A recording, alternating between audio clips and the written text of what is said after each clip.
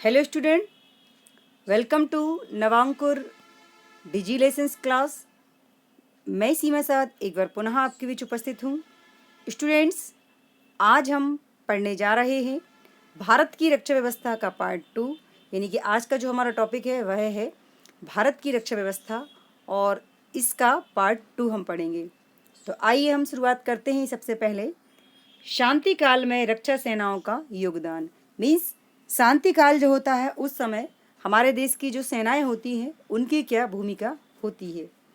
युद्ध एवं आक्रमणों से देश की रक्षा के अतिरिक्त लगातार हो रही विघटनकारी एवं आतंकवादी गतिविधियों का सामना भी सेना को करना होता है। यानी कि युद्ध एवं आक्रमणों के अलावा जो विघटनकारी एवं आतंकवादी गतिविधियां होती हैं उनका सामना भी रक्षा सेना को यानी हमारे देश की सेना को करना पड़ता है।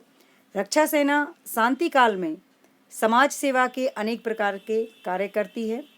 फॉर एग्जाम्पल, बाढ़, भूकंप, अन्य प्राकृतिक प्रकोपों व बड़ी दुर्घटनाओं के समय पर राहत कार्य करना, यानी कि देश की रक्षा का तो काम करती ही है हमारे देश की सेनाएं, लेकिन इसके अलावा जब कोई प्राकृतिक आपदाएं आती हैं जैसे कि बाढ़, भूकंप, इसके अलावा भी अन्य कोई भी प्राकृतिक आपदा या कोई बड़ी दुर्घटना हमारे देश में घटती है तो उस समय उन दुर्घटनाओं के समय देश को राहत पहुंचाने का काम या उन्हें संभालने का काम जो होता है वह हमारे देश की रक्षा सेना का होता है।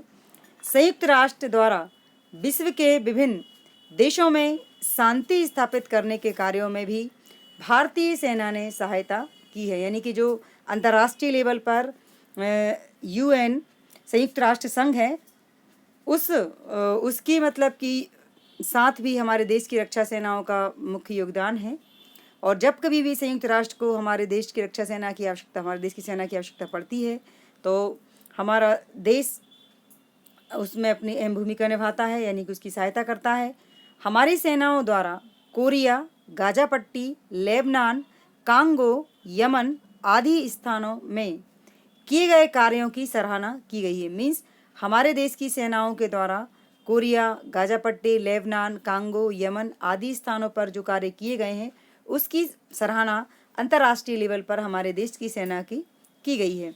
इस प्रकार राष्ट्र की सुरक्षा वहाँ के नागरिकों की जागरूकता, त्याग, समर्पण तथा शक्तिशाली सेना पर निर्भर है। यानी कि देश की जनता को भी जागरूक होना चाहिए। तो इस तरह शांति काल में रक्षा सेना हमारे देश की अहम भूमिका निभाती है। अब हम बात करेंगे रक्षा सामग्री का उत्पादन। यानी कि हम रक्षा सेनाओं की तो बात कर रहे हैं, लेकिन रक्षा सेना जिन सामग्री का यूज़ उसमें करती है वो कैसे बनता है तो हम जानने की कोशिश करेंगे। देश की सुरक्षा हेतु अनेक प्रकार की रक्षा सामग्री की आवश्यकता होती है। यानी कि देश की रक्षा के लिए कई प्रकार की रक्षा सामग्री की भी आवश्यकता होती है, जैसे कि बारूद, गोला, हथियार। तो रक्षा सामग्री का उत्पादन शासकीय विभाग और सार्वजनिक क्षेत्र के उपक्रमों द्वारा किया जाता है। यानी कि जो सेना के लिए जो सामग्री चाहिए जिससे वह लड़ती है वो कहाँ पर बनता है तो वो हमारे देश में 2 प्रकार के कारखानों में बनता है। एक तो सरकारी कारखाने यानी कि शासकीय उपक्रम और दूसरा है निजी उपक्रम यानी कि प्राइवेट। तो शासकीय विभागों द्वारा संचालित आयुध कारखानों में शस्त्रों, टैंकों, वाहनों, गोला बारूद आदि का निर्माण किया जाता है। मीन्स जो सरकारी विभाग होते हैं, सरकारी विभाग द्वारा संचालित कारखानों में टैंकों, वाहनों, गोला बारूद आदि का निर्माण किया जाता है। सार्वजनिक क्षेत्र के उपक्रमों में जो सरकारी उपक्रम होते हैं उनमें जलपोतों, वायुयानों, बुलडोजरों, मशीनों के कल पुर्जे, संचार उपकरण आदि सामग्री का निर्माण होता है। यानी कि दो तरह के कारखानों में, 2 तरह के उपकरणों में भारतीय रक्षा व्यवस्था में उपयोग आने वाली सामग्री यानी कि रॉ मटेरियल, गोला बारूद, वाहन, टैंक, जो भी सामग्री चाहिए सेना के लिए उसको बनाया जाता है। यहाँ पर आप देख सकते हैं भारत में निर्मित मिसाइल का भी यहाँ पर एक पिक दी गई है। तो इस तरह इनका निर्माण किया जाता है, जो कि हमारे देश की रक्षा में अहम भूमिका निभाते हैं। अब हम बात करेंगे हमारे देश की प्रमुख मिसाइल की, यानी मिसाइलों की, कि हमारे देश में कौन कौन सी मिसाइलें हैं और किस तरह वह अपना मतलब काम करती हैं। अपने देश को परमाणु शक्ति संपन्न बनाने हेतु यहाँ परमाणु संयंत्र भी स्थापित किए गए हैं। तो स्टूडेंट्स, आपने परमाणु शक्ति के बारे में सुना होगा, परमाणु बम के बारे में। तो हमारा देश भी एक परमाणु संपन्न देश है। तो अपने देश को परमाणु शक्ति से संपन्न बनाने हेतु हमारे देश में भी परमाणु संयंत्र की स्थापना की गई है। और तारापुर, जो कि महाराष्ट्र राज्य में आता है, तारापुर महाराष्ट्र व कलपक्कम तमिलनाडु, दो जगह, कहाँ पर, तारापुर महाराष्ट्र और कलपक्कम जो कि तमिलनाडु राज्य में आता है। तो इसके प्रमुख केंद्र, यानी कि दो जगह पर हमारे देश में परमाणु बम का तैयार किए जाते हैं। दो ऐसी जगह हैं जहाँ पर परमाणु संयंत्र स्थापित किए गए हैं हमारे देश में। परमाणु बम बनाने के जो संयंत्र हैं यहाँ पर लगाए गए हैं। एक तो महाराष्ट्र में, महाराष्ट्र के तारापुर में, और तमिलनाडु के कलपक्कम में। इसके प्रमुख केंद्र हैं। भारत में रक्षा पंक्ति मजबूत करने के लिए प्रक्षेपास्त्र मीन्स मिसाइल का निर्माण किया गया, यानी हमारे देश की रक्षा व्यवस्था को मजबूत करने के लिए मिसाइलों का निर्माण किया गया है। फॉर एग्जाम्पल, अग्नि, पृथ्वी, त्रिशूल, नाग, आकाश, अस्त्र व ब्रह्मास्त्र आदि ये हमारे देश की मिसाइल हैं। तो स्टूडेंट्स, यहाँ पर मैंने हमारे देश की जो मिसाइलें हैं उनके नाम मैंने आपको बताए हैं। पृथ्वी, त्रिशूल, नाग, आकाश, अस्त्र व ब्रह्मास्त्र, ये हमारे देश की प्रमुख मिसाइलें हैं जो कि लड़ाई के समय उपयोग की जाती हैं। और भारत ने 1974 व 1998 में परमाणु बम का परीक्षण, यानी कि विस्फोट कर अपनी परमाणविक शक्ति का परिचय संपूर्ण विश्व को दे चुका है हमारा देश। यानी हमारा जो देश है वह परमाणु संपन्न देश है, परमाणु बम से संपन्न देश है। और हमारे देश में 1974 व 1998 में परमाणु बम का परीक्षण किया गया था। तो 1974 के बाद जब दूसरी बार 1998 में हमारे देश में परमाणु बम का सफल परीक्षण किया गया था, उस समय 1998 में हमारे देश के जो प्रधानमंत्री हैं वह अटल बिहारी वाजपेयी थे। और उन्हीं की देखरेख में राजस्थान राज्य के पोखरण नामक जगह पर परमाणु का परीक्षण किया गया था। कहाँ पर किया गया था स्टूडेंट? राजस्थान के पोखरण नामक जगह पर परमाणु बम का परीक्षण किया गया था, और जिसमें हम सफल हुए। यानी कि फिर हम 1998 से हमारा देश परमाणु बम से संपन्न देश है। तो इस तरह हमारे देश की ये मिसाइलें हैं। अब हम बात करेंगे मिसाइलों की। जैसे कि मैंने आपको भी बताया कि हमारे देश की कौन कौन सी मिसाइलें हैं। तो चूँकि मिसाइल अलग अलग उनका क्षमता होती है, तो मैं आपको यहाँ पर दिखा रही हूँ हमारे देश की अग्नि मिसाइल की पिक, जो कि 5000 किलोमीटर तक मार्क करने की क्षमता रखती है। और हमारे देश के भूतपूर्व राष्ट्रपति APJ अब्दुल कलाम की अध्यक्षता में इस मिसाइल को तैयार किया गया है। तो ये हमारे देश की अग्नि 5 नाम की मिसाइल है, जो कि 5000 किलोमीटर की दूरी तक मार्क करने की क्षमता रखती है। ये लेटेस्ट हमारे देश की अग्नि 5 मिसाइल है। इसके बाद जो सेकंड जो मैं आपको मिसाइल की पिक दिखा रही हूँ वह अग्नि 2 मिसाइल है, अग्नि 2 है। इसके बाद अग्नि 4 मिसाइल, इस तरह हमारे देश में अग्नि 1, अग्नि 2, अग्नि 3 इस तरह मिसाइलों का निर्माण किया गया है। मतलब एक कुछ समय के बाद लगातार हमारे देश की मिसाइलों ने अपनी क्षमता बढ़ाने के लिए हमारे देश के साइंटिस्ट इसमें लगे रहते हैं और ये काम करते हैं। तो अभी तक हमारे देश में अग्नि 5 मिसाइल, जो कि 5000 किलोमीटर तक की क्षमता रखती है, दूरी तक मार्क करने की क्षमता रखती है। इसके बाद जो मिसाइल है वह है पृथ्वी 2। कौन सी है? पृथ्वी 2, यानी कि पृथ्वी सेकंड, यानी पृथ्वी 1, पृथ्वी 2 इस तरह मिसाइलों के नाम हैं। तो ये पृथ्वी 2 मिसाइल है। इसके बाद ब्रह्मोस सुपरसोनिक क्रूज मिसाइल है, ये भी हमारे देश की अहम मिसाइल है। और इसके बाद जो मैं आपको पिक दिखा रही हूँ स्टूडेंट्स, ये है परमाणु बम, यानी कि एटम बम, न्यूक्लियर।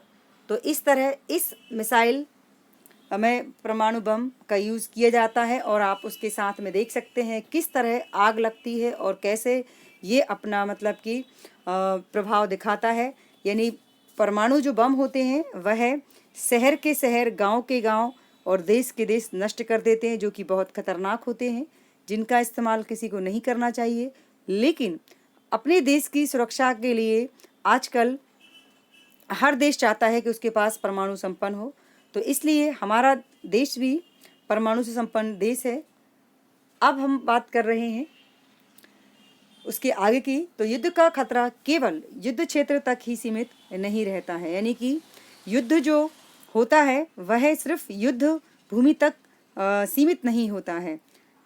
हवाई हमले और गोलाबारी से अनेक नगर नष्ट हो जाते हैं, यानी कि जिस जगह पर सिर्फ युद्ध हो रहा है उसी जगह पर उसका प्रभाव नहीं होता है। उसके अलावा युद्ध होने से नगर के नगर, शहर के शहर नष्ट हो जाते हैं। उसमें जो गोलाबारी होती है उससे जीवन और संपत्ति को हानि होती है युद्ध होने से।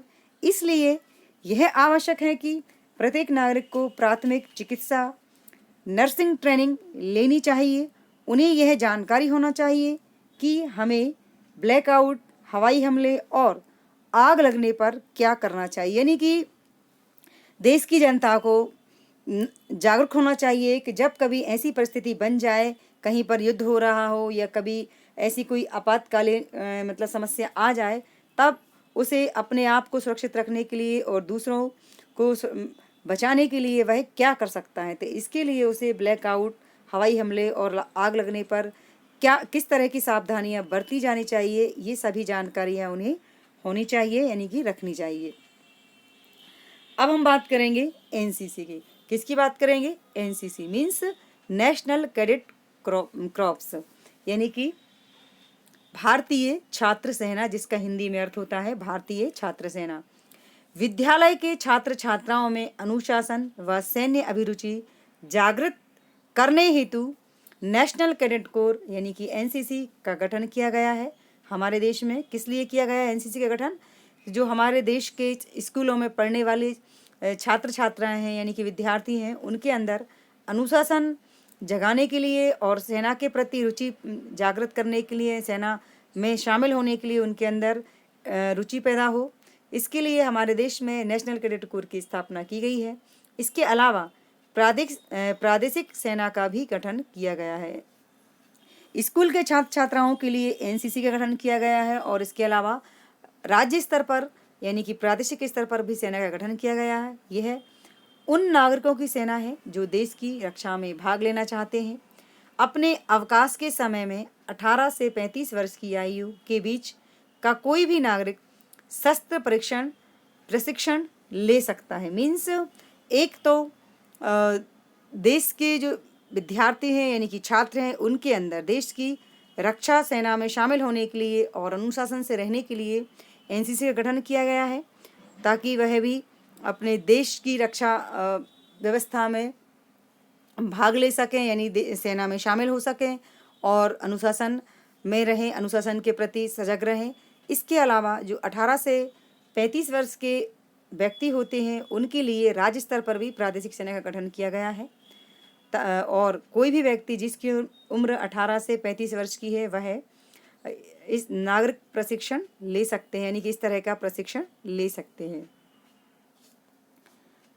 तो एनसीसी की हम बात कर रहे हैं, तो स्टूडेंट्स एनसीसी का ये है प्रतीक चिन्ह है, यानी कि भारतीय छात्र सेना। तो एक विद्यार्थी जीवन से ही हमारे देश के बच्चों में सेना के प्रति अच्छे भाव उत्पन्न हो और देश की सेना में शामिल होने के लिए उनके अंदर रुचि पैदा हो, इसके लिए एनसीसी का गठन किया गया है। एनसीसी का मैंने आपको यहाँ पर एक प्रतीक चिन्ह दिखाने की कोशिश की है। ये हमारे देश की जो एनसीसी है उसका प्रतीक चिन्ह है। अब एनसीसी को हम थोड़ा और विस्तार से समझ लेते हैं।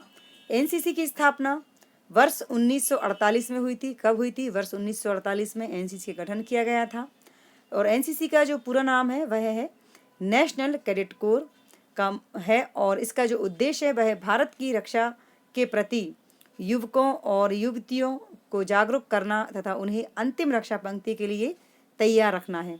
इसका जो आदर्श वाक्य है वह है एकता और अनुशासन, unity and unity and discipline, यानी हमारे देश की जो एनसीसी है उसका जो आदर्श वाक्य है वह है एकता और अनुशासन, और इसका हिंदी में अर्थ होता है एकता और अनुशासन तो एनसीसी का आदर्श वाक्य है, और एनसीसी यानी कि नेशनल कैडेट कोर तो इसका हिंदी में अर्थ होता है भारतीय छात्र सेना। इसका जो मुख्यालय है वह नई दिल्ली में है। कहाँ पर है? नई दिल्ली में। तो स्टूडेंट्स, मैं आपको यहाँ पर एक और बात बताना चाहूँगी। हमारे देश की जो तीनों सेनाएं हैं, चाहे जल सेना हो, थल सेना हो, चाहे फिर वायु सेना हो, जो तीनों सेनाएं हैं उनका भी जो हेड ऑफिस है वह नई दिल्ली में है, यानी कि दिल्ली में है। दिल्ली में क्यों है? क्योंकि दिल्ली से ही पूरा देश चलता है, दिल्ली देश की राजधानी है। वहीं पर केंद्र सरकार है और केंद्र सरकार ही पूरे देश को चलाती है। तो प्रधानमंत्री, राष्ट्रपति जो है वह दिल्ली में बैठते हैं, वहीं से पूरा देश चलता है। इसलिए जितने भी हमारे देश के अहम जो मुख्य हेड ऑफिस हैं वो सब दिल्ली में हैं। तो एनसीसी का भी मुख्यालय नई दिल्ली में है। एनसीसी की उत्पत्ति सेना की कमी को बनाने के लिए वस्तु के साथ भारतीय रक्षा अधिनियम 1917 के तहत बनाया गया था। पंडित हेमवती कुंजरू की अध्यक्षता वाली समिति ने एक राष्ट्रीय स्तर पर स्कूलों और कॉलेजों में स्थापित करने के लिए एक कैडेट यानी कि संगठन की सिफारिश की थी। राष्ट्रीय कैडेट कोर अधिनियम गवर्नर जनरल ने स्वीकार कर लिया और 15 जुलाई 1948 को नेशनल कैडेट कोर अस्तित्व में आया, यानी कि 15 जुलाई 1948 से एनसीसी हमारे देश में लागू है। और हेमवती कुंजरू, पंडित हेमवती कुंजरू की अध्यक्षता वाली समिति ने इसका गठन किया था और इसकी स्थापना कब हुई? 1948 में। तो देश के छात्र छात्राओं में सेना के प्रति रुचि जागृत करने के लिए एनसीसी का गठन किया गया। इस तरह मैंने तो एनसीसी की हम बात कर रहे हैं। तो एनसीसी की जो ड्रेस होती है वो कुछ इस तरह की होती है, जिसमें लड़के और लड़कियां यानी कि छात्र छात्राएं दोनों इसमें भाग ले सकते हैं। इसमें ऐसा कोई पाबंदी नहीं है कि सिर्फ लड़के ही यानी कि बॉयज़ ही इसमें पार्टिसिपेट कर सकते हैं। एनसीसी में लड़के लड़कियां दोनों शामिल हो सकते हैं और ये विद्यालयों में इसकी मतलब कि के द्वारा छात्र छात्राएं एनसीसी में पार्टिसिपेट कर सकते हैं। 2 पिक यानी कि एक मैंने अभी आपको बताई, ये दूसरी पिक है जिसमें कि लड़कियां आपको यूनिफॉर्म में नज़र आ रही हैं। और अब हम बात करेंगे आखिर में कि किस तरह हमारे देश की जनता की भी कुछ कर्तव्य हैं या जिम्मेदारियां हैं, उन्हें निभानी चाहिए। युद्ध काल संकट और विपत्ति का समय होता है। कैसा होता है युद्ध का समय? संकट और विपत्ति का होता है। समाज विरोधी तत्व इस परिस्थिति का लाभ उठाते हैं, यानी कि युद्ध के समय समाज के जो विरोधी तत्व हैं वह इस परिस्थिति का लाभ उठाना चाहते हैं।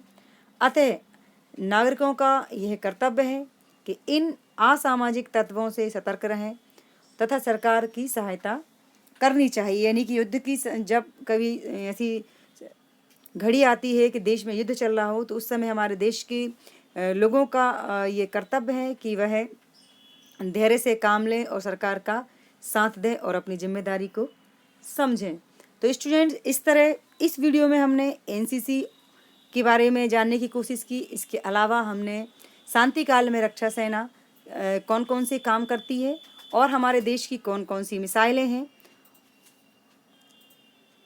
Thanks for watching.